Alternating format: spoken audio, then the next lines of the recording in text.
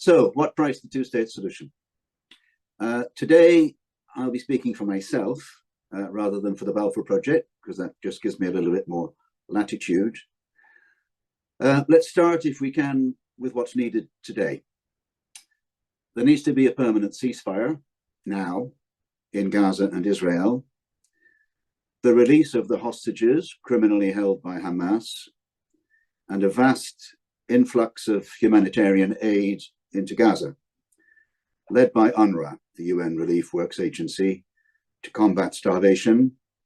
Famine and starvation are real in Gaza.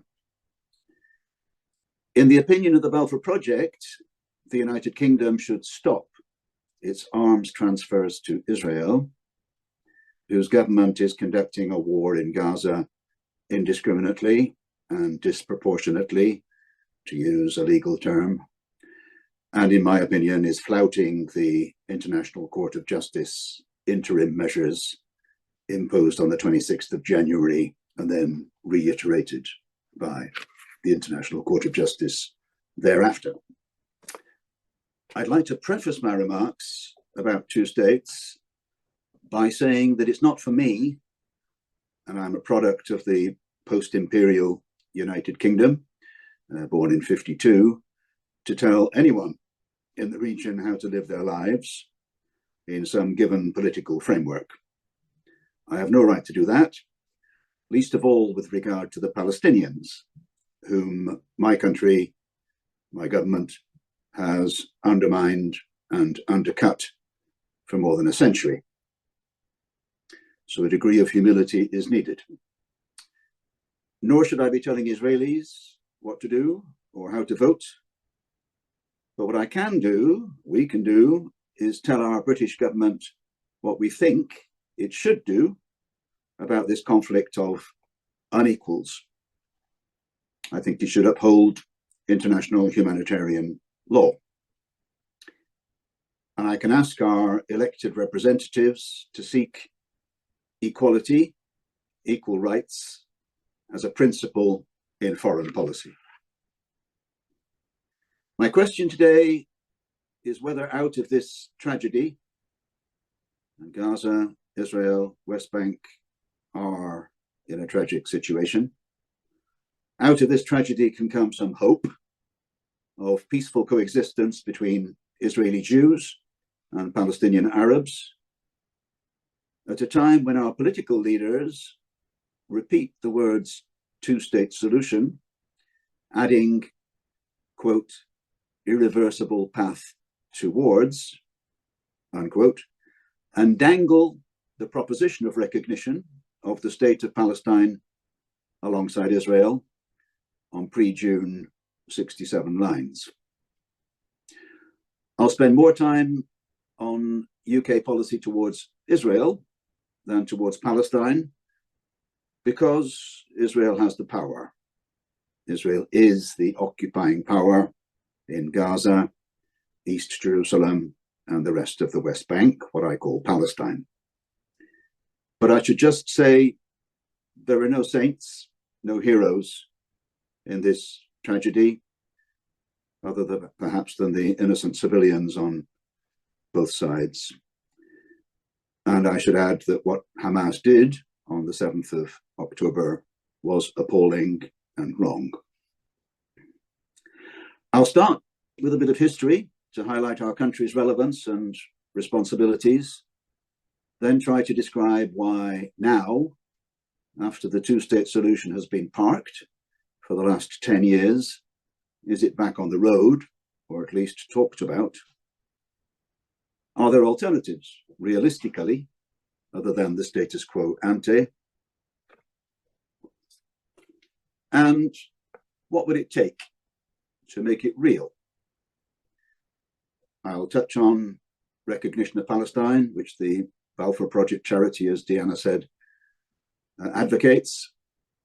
Consequences for law breaking by whoever breaks the law. Israeli impunity, it seems to be above the law. Will that persist? Who might do the heavy lifting required? And is it worth that effort over what's likely to need to be a sustained long period.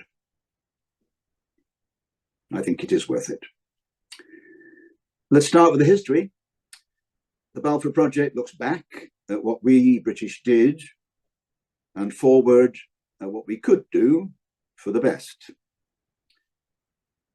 The history is of British contradictory promises encapsulated in the Balfour Declaration of 1917, our misconduct of the League of Nations mandate after Allenby took Jerusalem and our army occupied Palestine.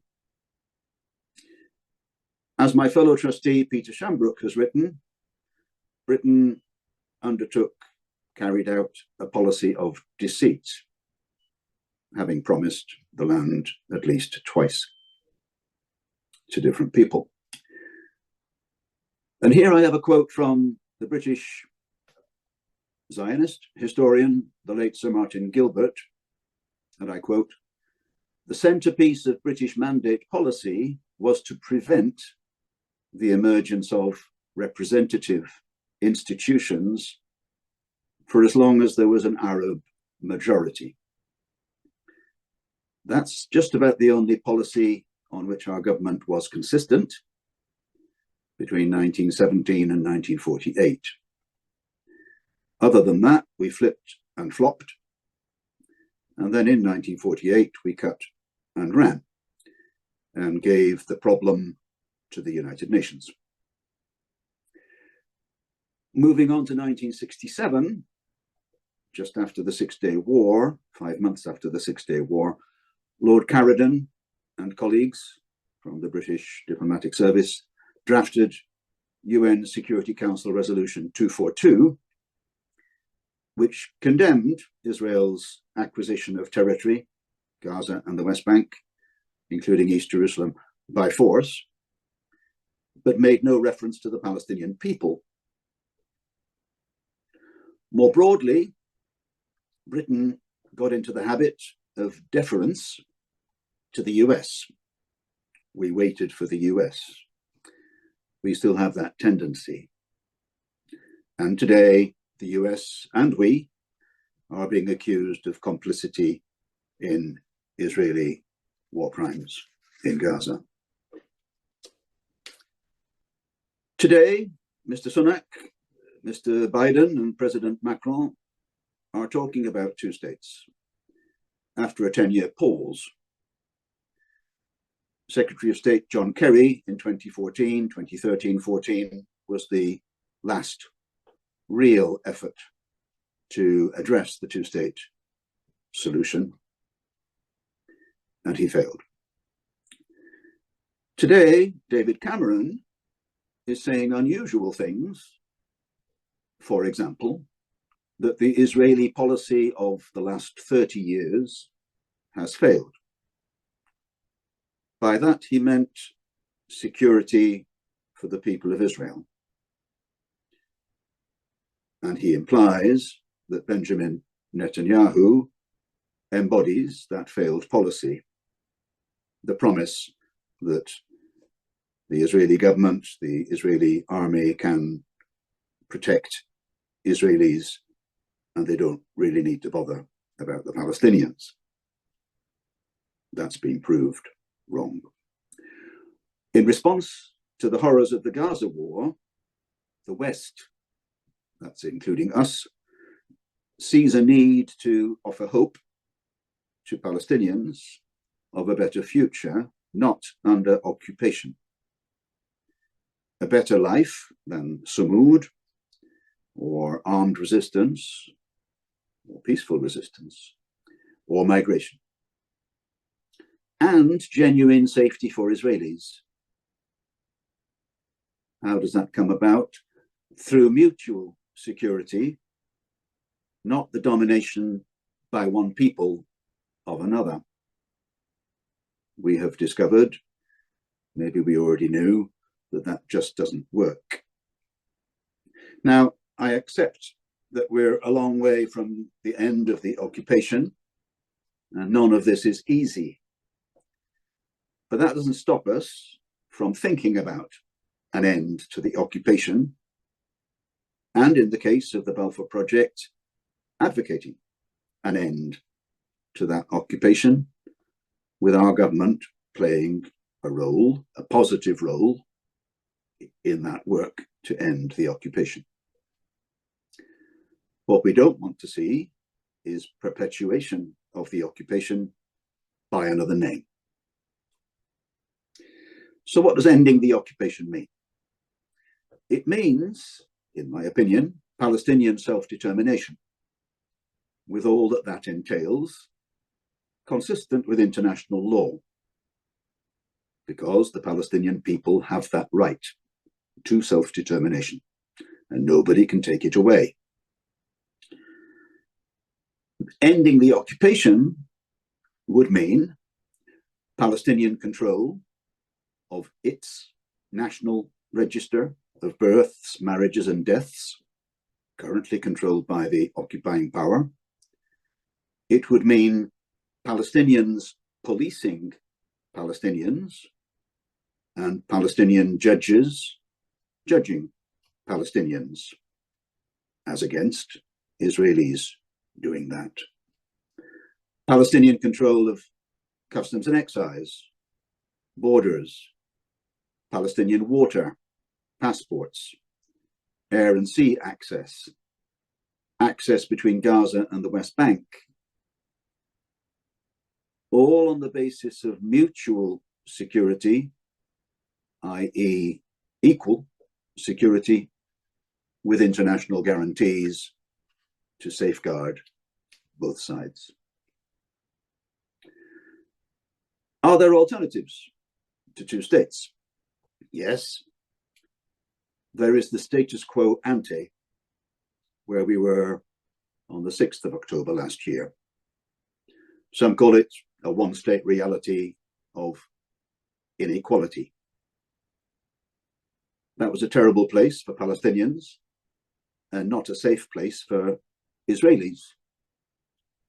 I fear Mr. Netanyahu wants to go back to that, or worse.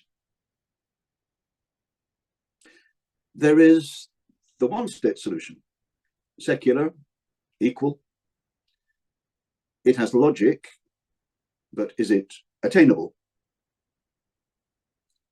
It isn't where the international community is now, but perhaps we can leave that issue to the Q&A after my talk. Are two states realistic? Well, they are not a triumph of hope over experience, because we have never experienced them. Two states have never been tried. In my opinion, Israel has not wanted them, the two states, and successive governments have done much to prevent them.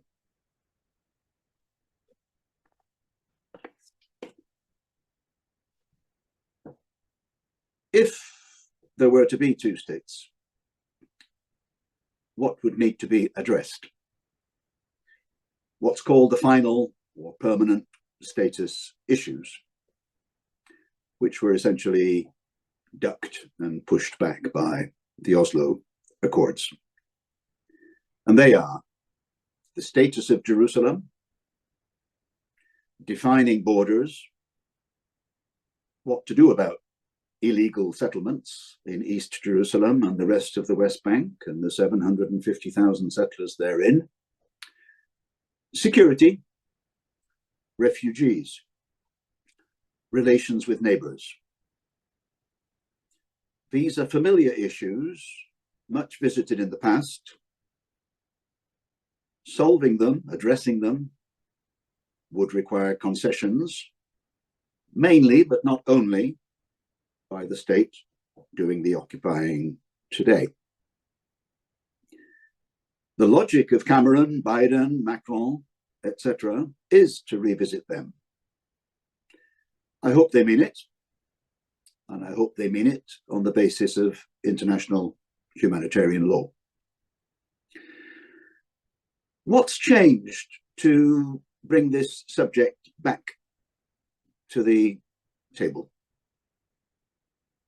I believe Israel has gone too far, to put it mildly, and its friends are uncomfortable, as they should be. Well before the 7th of October, Israel was in breach of international law through the Gaza blockade from 2007, which was collective punishment of 2.3 million people, through the illegal settlement project and the practice of oppression in the West Bank. And today we have Israeli government ministers inciting settler violence. I refer to Ben-Gvir and Smotrich. And since the 7th of October, Israel, in my opinion, has resorted to starvation and famine as a weapon of war. And it has locked down the West Bank, where the incitement to violent settlers is rife. So what about international law? The International Court of Justice is busy determining whether Israel is guilty of genocide, and separately advising whether the 1967 occupation is illegal. The word genocide will hang like an albatross around Israel's neck for years to come as the International Court of Justice deliberates. As to the advisory opinion on the occupation, and that opinion is expected later this year, I'd like to quote from one of my favorite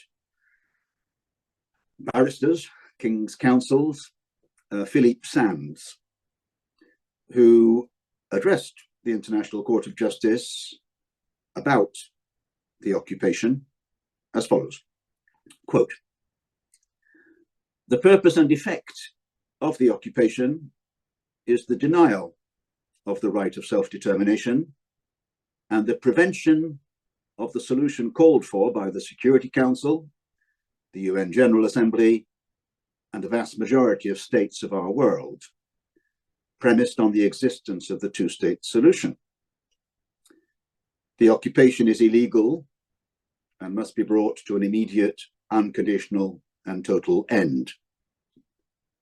The right of self-determination requires that UN member states, that includes us, bring Israel's occupation to an immediate end. No aid, no assistance, no complicity, no contribution to forcible actions, no money, no arms, no trade, no nothing. All UN member states are obliged by law to end Israel's presence on the territory of Palestine. That is what international law requires, no more and no less." Unquote. If only international law had leverage, had teeth. It has teeth when states choose to give it teeth. Now, I don't know what the International Court of Justice will advise. The US and our own Foreign Office legal advisor argued that the International Court should not advise anything. Well, they lost that bet with the 2004 ICJ ruling on the separation barrier or wall. I hope they lose again. And I hope that the judgment will be to find the occupation of 1967 in 2024 illegal. What would it take to make Philippe Sands' vision anything like a reality? Quite a lot. International cohesion, agreement on this irreversible outcome of two states. Consequences for law breaking, whoever breaks the law. So upholding international law with the role for the International Criminal Court. Palestinian democratic renewal, absorbing all tendencies into something bigger and other, and I would argue non-violent. A change of mindset in Israel, a big ask. The ICJ and the International Criminal Court are certainly relevant, of great interest, but ultimately politics and associated diplomacy will be decisive. I'd like to start with a change of mindset here in the UK. And on that issue, British diplomacy at the political level is perking up a bit after all the navel gazing since Brexit in 2016. David Cameron, I think, is in a fag-end government, but he's working hard and wants a better legacy than that of 2016.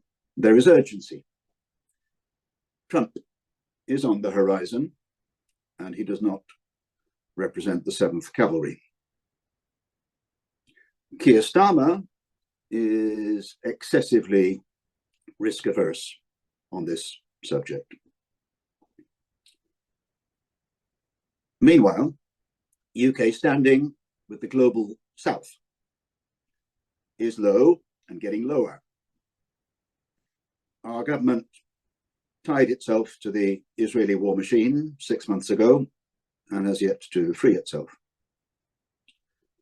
That said, the UK still has convening power, has its place with France in the permanent membership of the UN Security Council, what they call the P5. So there are things we should do. What we ought not to do is pontificate about upholding international law when we don't practice what we preach.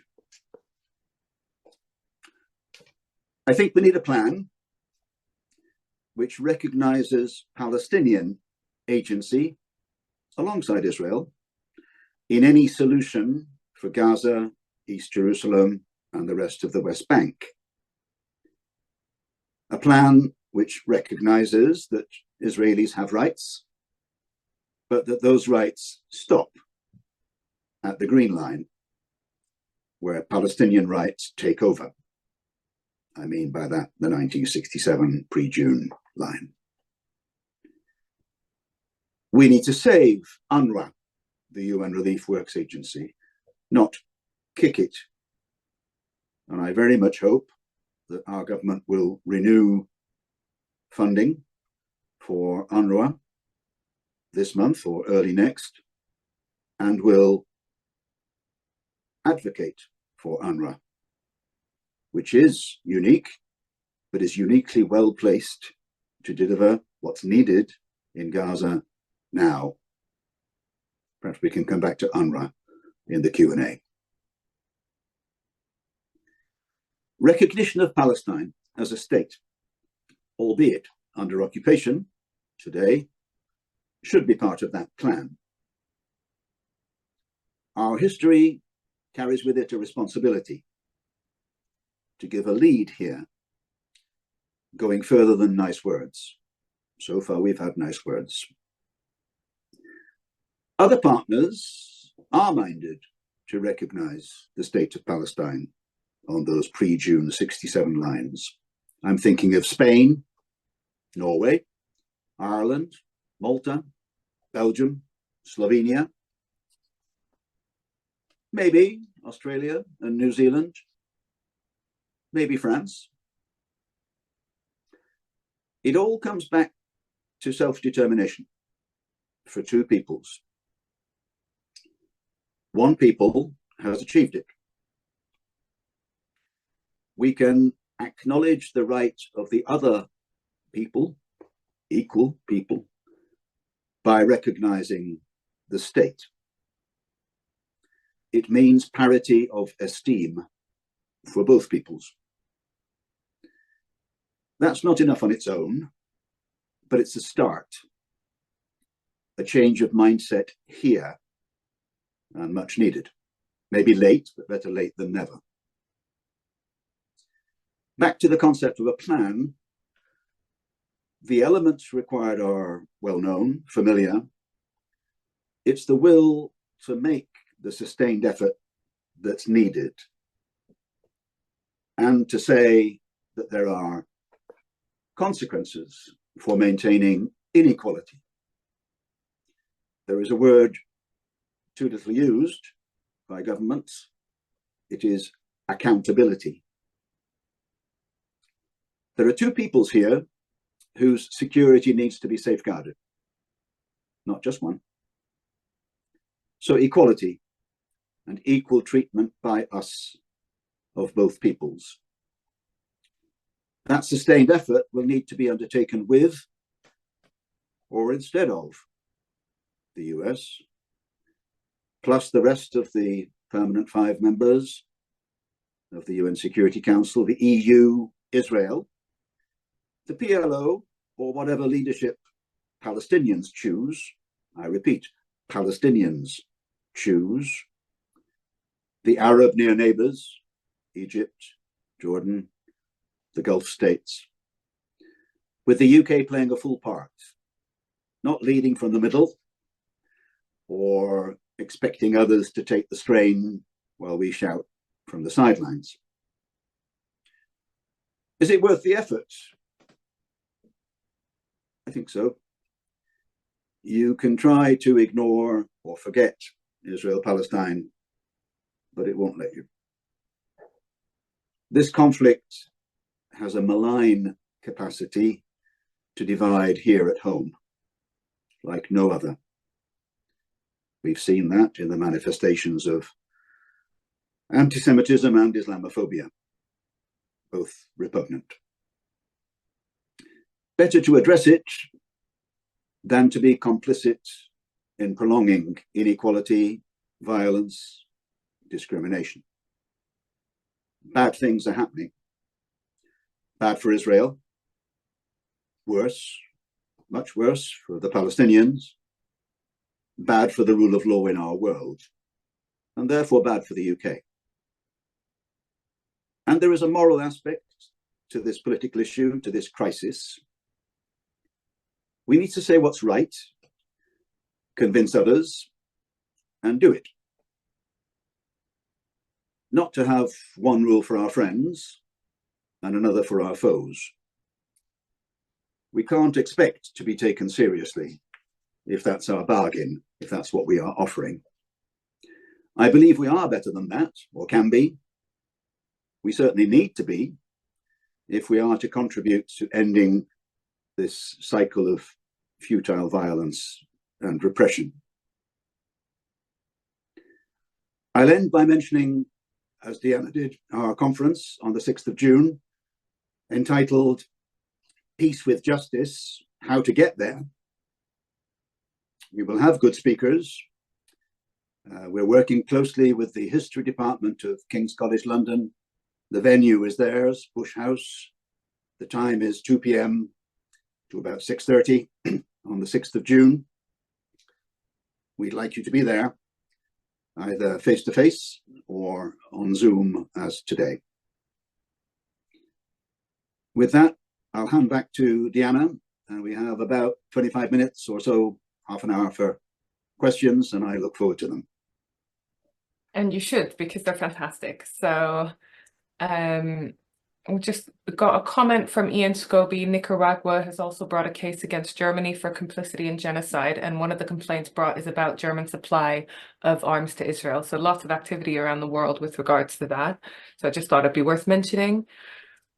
I'm going to start with a question from a friend of the Balfour Project, Samia Houri, who's based in Jerusalem and attends regularly. She says, do you think the British will ever atone for the way they left Palestine and would recognize a Palestinian state? I doubt if Britain will apologize, whether it should or shouldn't, but I doubt whether it will apologize for the conduct of the mandate and that remark by Sir Martin Gilbert that basically the most consistent thing we did was withhold representative government from the Arabs while they were the majority. So I doubt whether we'll apologize as a government. I think we can and should and will recognize. Why do I say that? Lord Cameron talks about it. Whether he is empowered to do it, particularly by number 10, is an open question. We don't know. He's talked about recognition not at the beginning of a process, but not at the end either. Today, there is no process, and I fear that as long as Prime Minister Netanyahu is in office, there will not be a process. Looking at the Labour Party, as one should, they talk of working with others, joining others to recognize the state of Palestine. As I said, 6 or 7 countries are poised to do that. The Prime Minister of Spain has said by July there will be recognition by Spain and those who wish to go with Spain. So there is movement. Recognition, I think, is important, partly for that parity of esteem between two peoples. It's also true that if you believe the Israeli story of what Hamas wants, if Hamas wants to eliminate Israel, which it knows it cannot do, then it's wrong to say that recognition is in any sense a reward for terrorism. It is not. What recognition does is re-acknowledge the existence of the state of Israel at the same time as acknowledging the existence of the state of Palestine. 2 states. Nobody is going to unrecognize Israel in order to recognize Palestine. The international community is not there. So back to Samia's question, I think it will happen. I think it's late, but I think it will happen.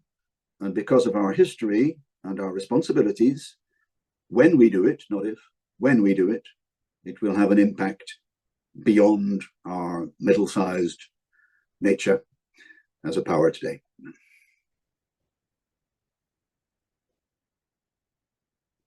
Thank you. I've got a comment here. It's not quite a question, but it gives us the opportunity to talk about an upcoming webinar that we're planning on UNRWA and the delivery of aid in Gaza. So I will read it. It's from Claire Walford. She says, you make no reference to Hamas and how they are stealing humanitarian aid and then selling it to Gazans. Not for the use and also not of their use of women and children as human shields. So I just thought it would be an opportunity, like I said, to mention our upcoming webinar, not specifically on that, but on the delivery of aid and whether you had a comment on that comment. Thanks, Deanna. I'm not here to defend Hamas. Hamas is not the Palestinian people. Hamas is not the people of Gaza. Hamas, in my personal opinion, is not the future. The webinar that Deanna refers to is in late April or the very beginning of May, and it will be conducted by Mr. Andrea De Domenico. He's the head of the UN Office for Coordination of Humanitarian Affairs in Jerusalem, so a UN official. The UN officials tell the truth. That's why the Balfour Project has asked Andrea to speak about access to Gaza, past and present. I think and hope that there is movement to increase the scale of humanitarian aid going into Gaza. God knows there needs to be. We will hear from him, and he will tell his truth, which will be the truth. Thank you. We've got a question from Nick Prance. Is any solution viable given Israel's seeming unwillingness to engage seriously with either a two or a one-state option? It's a good question, Nick. I said that the mindset in Israel is important and difficult. There needs to be trust. Today, for obvious reasons, there is trauma on both sides and mistrust and fear on both sides. The long-term interests of Israel lie in peaceful coexistence between Palestinians and Israelis. In my opinion, the long-term well-being of Israel depends on ending the occupation. That's a minority opinion in Israel today. Partly because the message of Mr. Netanyahu and his colleagues that this issue can be managed, can be administered, can be policed, can be controlled by the army of Israel, caught hold. So in my time as Consul-General, there were a couple of Israeli elections and the Palestinian question was not raised. The usual subjects of pensions and education and social services and all that were the issues. And the issue that was not talked about was the Palestinians. That can't be the same again, and will not be the same again. But moving from war to acceptance is difficult, will take time, will take effort, will take more than persuasion. I think and hope it can be done, because the alternative is chronic violence. Thank you, Vincent. We've got a question from Brad Schlegel. Why don't the media make the connection between the occupation of the West Bank by Israel and Gaza since 1948 and the actions of Hamas on the 7th of October and beyond? The international media almost literally go to the sound of gunfire, and they are superficial. I'm not writing everybody off. People like Lise Doucette and others in the BBC know the story because they've covered it so often, and they know the background, they know the depth of the story. The UN Secretary General was right when he said that the 7th of October did not happen in a vacuum. He was strongly criticized by the Israeli government for that, but as I said earlier, UN officials tend to speak the truth. Is there a way forward? I think it has to be seeking to uphold international law. One of the reasons, in my opinion, why the Kerry initiative back in 2013-14 failed was because there were no established parameters, no established guidelines, no common basis for discussion. And in one sense, President Netanyahu played President Obama and played him out over the 8 years of his tenure. That shouldn't happen again. That isn't a way forward. A way forward which addresses those tricky, difficult, permanent status issues in good faith on both sides is needed. But it's also wrong to leave this issue to both sides because of the inequality of power between Israel and Palestine. So the international community has to play a part. This is not a domestic Israeli issue. nor is it a bilateral dispute.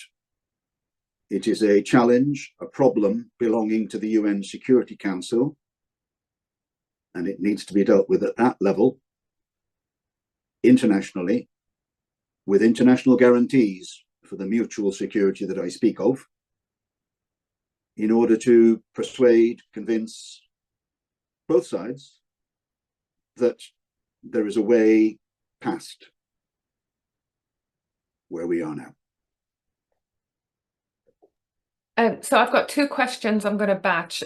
We have so many questions coming in, so I want to apologize because there's absolutely no way, unless we're here until midnight, that we can get through all of them. But I'm trying to pick out questions from each specific theme and get through as many as possible. So these next two questions are about sort of populations, the populations of Palestinians in Israel, as well as the settlers in the West Bank. So from Jeremy Hawthorne, what would happen to Palestinian citizens of Israel, for example, Nazareth? Could they have dual nationality? Might not the Israeli state say they are now foreigners instead of second-class citizens, which they are now? And then from Jackie Hillary, it seems to me one highly problematic issue is demographics. That is one of the stumbling blocks constantly. She understands that 1 in 7 of the population in Israel is Palestinian. It's about 20%, I think. Not entirely sure, but a large minority. As you've said, there are 750,000 Israelis who have settled in the West Bank. Are we going to advocate mass relocation? If not, how do we proceed? So what happens to these communities? Good questions. Personally, I work on the assumption that what came to be the State of Israel in 1948 is likely to remain the State of Israel in terms of borders. So that's the pre-June 67 borders. The questioners are right to say that there are about 9 million Israelis, of whom 20% are Palestinian, Arabs. The people who didn't leave in 1948 are now 20% of the population. With regard to the settlers, that number is also 750,000, as we've said, in East Jerusalem and the West Bank, with ambitions on the part of Smotrich and Ben-Gvir and possibly Netanyahu to increase the number to over 1 million. I mentioned the borders because it's possible to imagine land swaps of about 4%. Of equivalent size and value is the term of art, that would mean that between 1/2 and 2/3 of the settlers would go into Israel because the settlements happen to be close to the Green Line, and there could be land transfers to Palestine to compensate for the land lost, bearing in mind that the 1948 Israel has 78% of the mandate territory that Britain used to run, and the Palestinian state that I am seeking to advocate would be 22% of that mandate territory. That outcome was accepted by Arafat and Abbas in 1988 and 1993, and it hasn't changed. What has changed is the settlement activity to take land from that 22%. So on the question of what happens to the settlers, I don't have a ready answer. Land swaps is a possibility, but it was not a word, land swaps, that crossed Netanyahu's lips ever. Can one imagine a Palestinian state with jurisdiction over the settlements?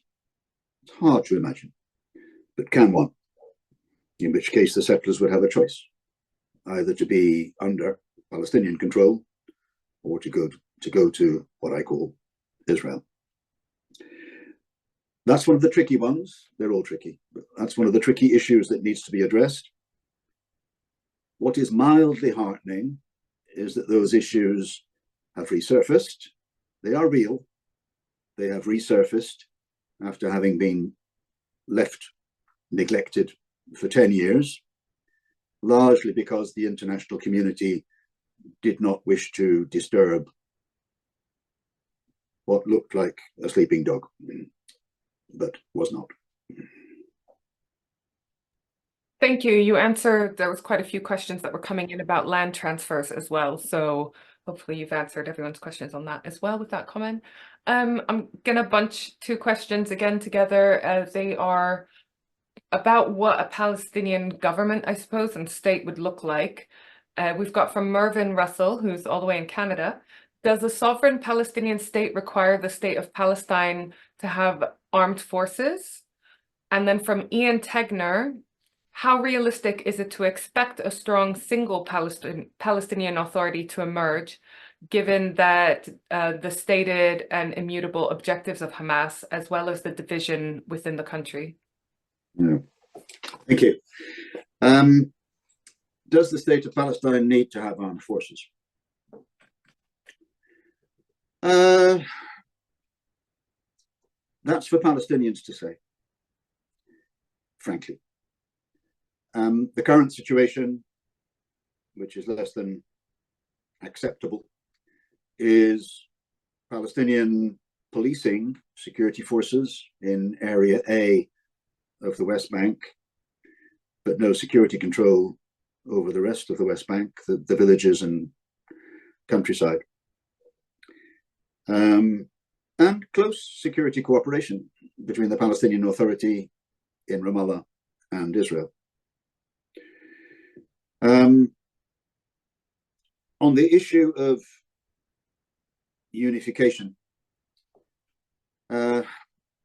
it's clearly the objective of the European Union, the UK, rather arrogantly, to say Hamas should not govern Gaza. Ultimately, it's for Palestinians to say who should govern them. I said earlier, and I mean it, that Hamas is not the Palestinians. Hamas is not 2.3 million Gazans. And I'd just like to repeat my own opening remark about it isn't actually for the rest of us to tell Palestinians who should lead them. We don't like it when foreigners tell us who should lead us. Why should we do that to them? I also said earlier that I'm not interested in telling Israelis how to vote or who to vote for. I have my opinions, but they have the right to vote for whom they choose. Palestinians need the same right. It was a great disappointment to me that President Abbas called off elections in 2021. It is not realistic to expect elections this year, given the fact that 2 million Palestinians in Gaza are displaced. But we need elections. We, Palestinians, need elections. And I am confident that Palestinian unity can come about. What is needed from the international community is evidence that if it does come about, and when it does come about, it will find a home, and it will find the sovereignty that Palestinians deserve. Thank you, Vincent. Just some nice comments coming in about your talk. Gillian Mosley says, thank you for a wonderful distillation, Vincent. Just so you know, attendees, that I will be sharing the chat box with Vincent after the event, so he'll be able to see all your questions and comments, even if we haven't had a chance to read them out or ask them of him. There's so many questions coming in about whether a one-state solution is more realistic or at least the lesser evil. And also I wondered if you wanted to comment on the idea that is popping up seemingly more and more these days about a federation or a confederation. Yeah. I'm not here, and the Balfour Project is not here to advocate one outcome. We, as a charity, don't do that. We want to explore. We do firmly believe that recognition equals parity of esteem, and that's a benefit, whatever the eventual outcome. So we're not advocating one thing over another. We don't want to presume to take the place of Palestinians and Israelis who ultimately will decide. But they need help. The international community can help. Hasn't really over the last 10 years, if not more, and on occasion has done active harm. Now, to do better than that, the current mood in the international community, rightly or wrongly, is to revert to the idea of two states, which was the idea back in the 90s, maybe in the 80s. That's where the international community has voiced its opinion. If there were to be one state, secular state, with equal rights, that would require a radical change of mindset by Israelis, by the Jewish population of Israel,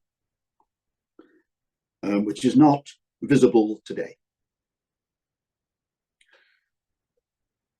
The opinion of Palestinians, I will not speak for. I do not wish to speak for.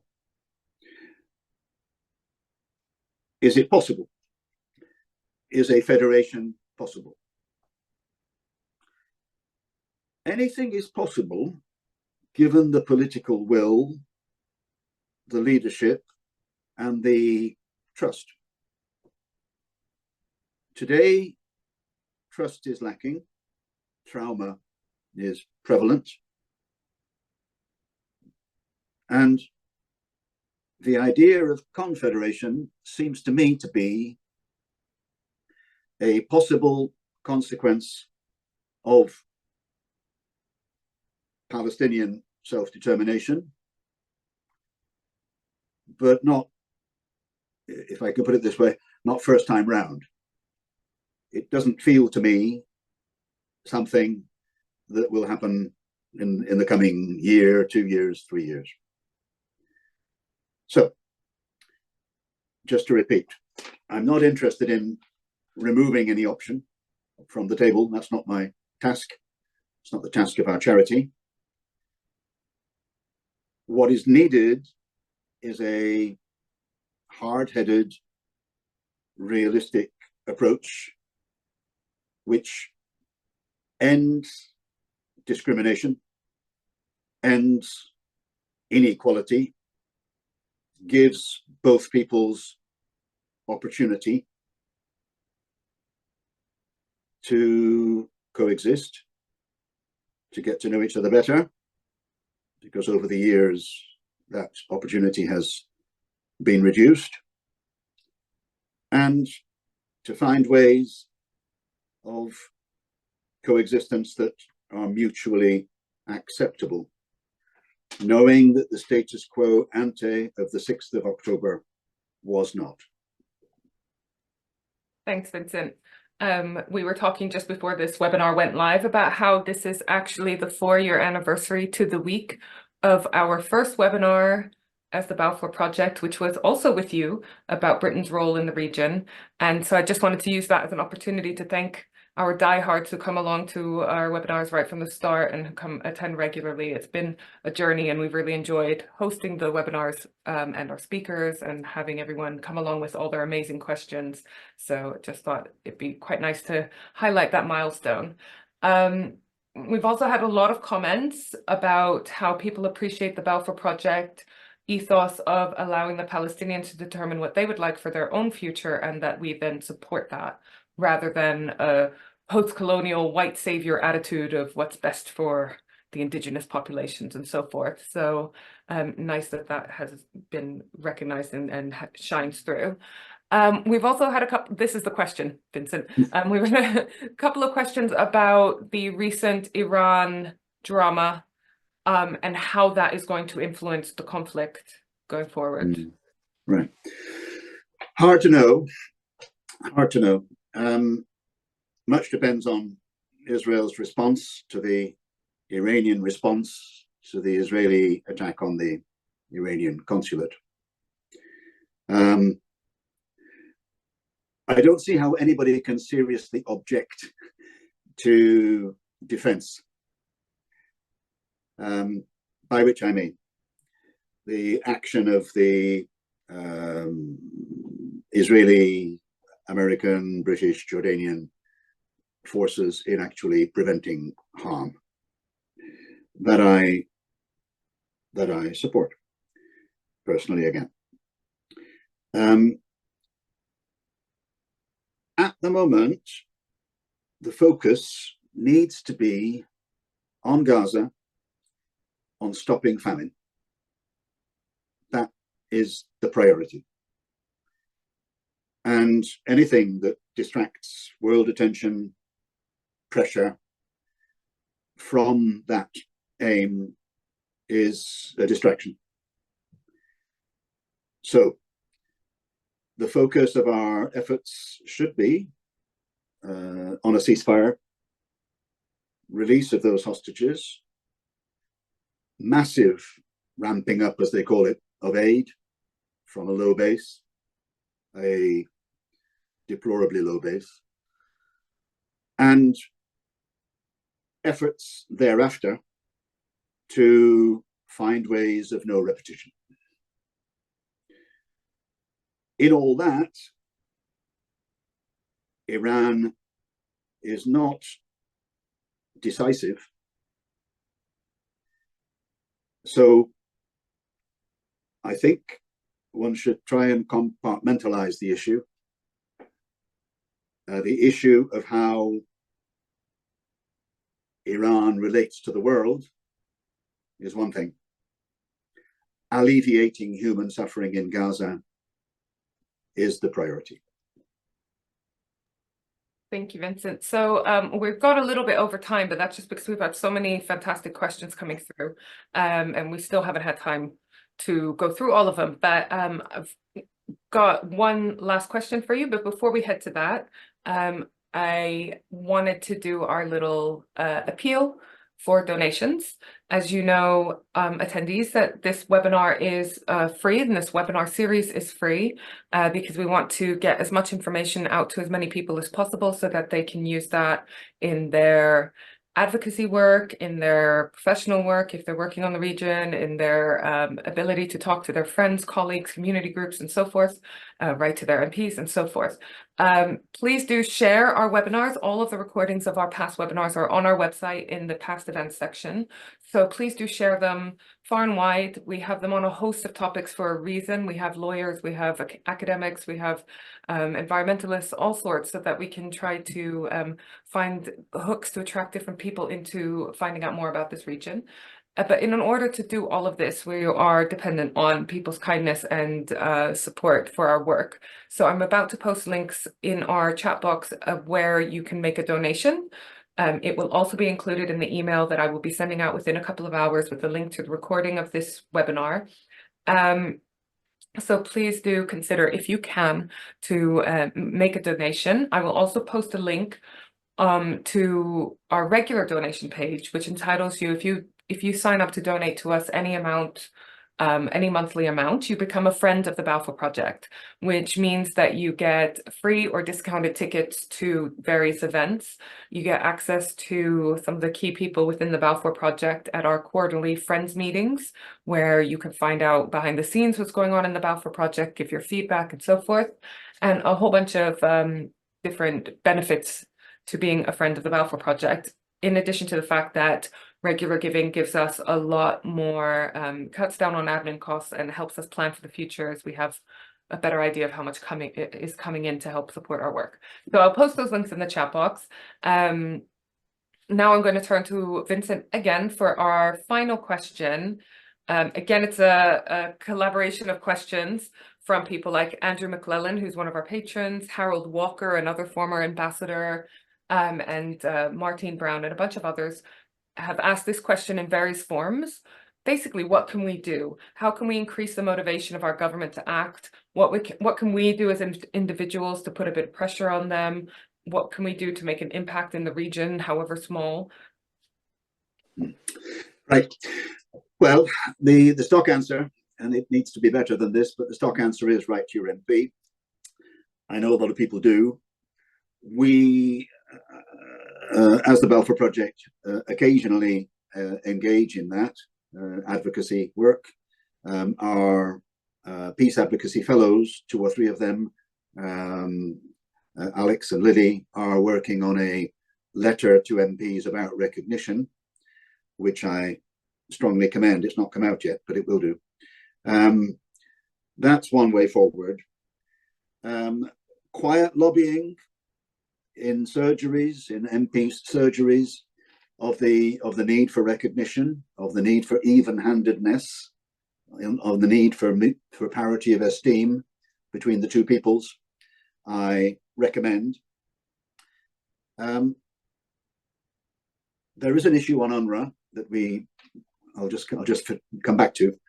Our government suspended future financing of UNRWA on the basis of the allegations from Israel, for which I personally have not seen evidence, relating to UNRWA staff, 12 UNRWA staff, allegedly being involved on the 7th of October, and they were sacked.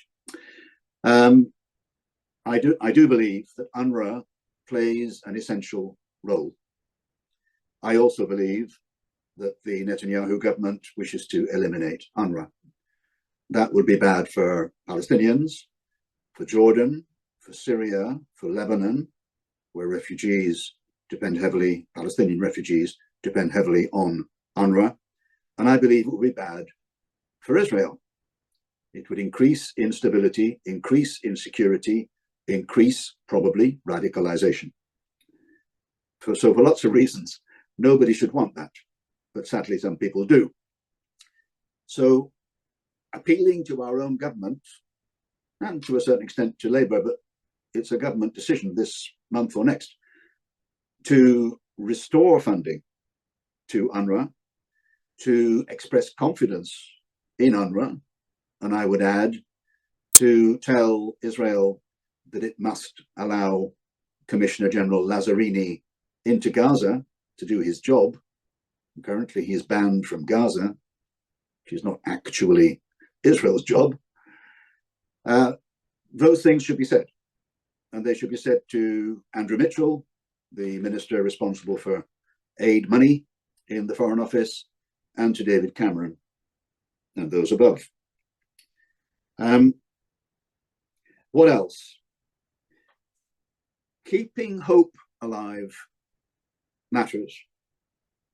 What it means is not accepting the status quo, not believing that because it's been bad, it's always going to be bad. And perhaps I'll end on that word of accountability. No state and no entity should be above the law. If it is, we're in trouble. And one could say we are in trouble. So finding ways to hold Hamas to account for its crimes and holding Israel to account for its crimes is important for all of us. It's important for how we live. It's important for how we can expect to be treated by others, either at a national level or even at a personal level. So that issue of accountability is real, and nobody can argue that inequality is okay. It isn't okay. So there's no shame. In fact, there's honor in advocating equality. I'll stop now. Thanks, Vincent. I will end with a comment from Johnny Byrne, who says, "Thank you, Vincent, for your usual clarity and your measured words. You're a calming influence on a passionate nature," which I agree wholeheartedly with. So I'm going to take this opportunity to thank you, Vincent, for coming along and speaking to us. And as Johnny said, giving us clarity on quite a complex issue. And I also want to thank all of our attendees. You've all been amazing. Your questions were fantastic. Thank you for joining us again. I will be popping the recording up on the website in the next couple of hours, and you will receive an inbox, an email in your inbox, which will have links to the recordings and our upcoming events, all of the events I mentioned at the beginning as well. And we will also send an email out once we've got the date confirmed for the UNWA talk that we have mentioned a few times. So thank you, everyone, and I hope you have a lovely rest of your week and evening and so forth. Thank you. Thank you. Thank you, Deanna. Take care. Bye now.